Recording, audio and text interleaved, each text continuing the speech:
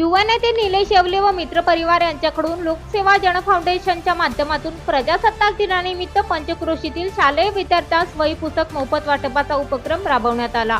या उपक्रमात खालुंब्रे, एलवाडी, सांगुडी, कानेवाडी, चाकण गावातील सर्व प्राथमिक शाळांमध्ये शालेय अभ्यासक्रमाव्यतिरिक्त गोष्टीची पुस्तकं, समाज सुधारक, महापुरुष व संत चरित्र असे पुस्तक व वही वाटप करण्यात आले। या उपक्रमात सर्व शाळेतील शिक्षकवृंद, शालेय कर्मचारी, सर्व पालकवर्ग यांची मोलाची साथ लाभली। यावेळी भास्कर तुळवे, गणेश बोत्रे, विशाल तुळवे, दिलीप बोत्रे, संदीप बोत्रे, रणजित गाडे, सागर गाडे, जीवन बोत्रे, उर्मिला गायकवाड, नितीन गाडे, पांडुरंग येवले, संदीप येवले, निखिल येवले, विशाल येवले, भानुदास पवार, प्रतीक येवले, श्रावण येवले व मित्र परिवार उपस्थित होते। पवार मॅडमने आम्हाला सर्व विद्यार्थ्यांसाठी ग्रंथालयात वाचनाजोगी पुस्तकं देता येईल याच्यासाठी काही प्रयत्न करा असं सांगितलं होतं।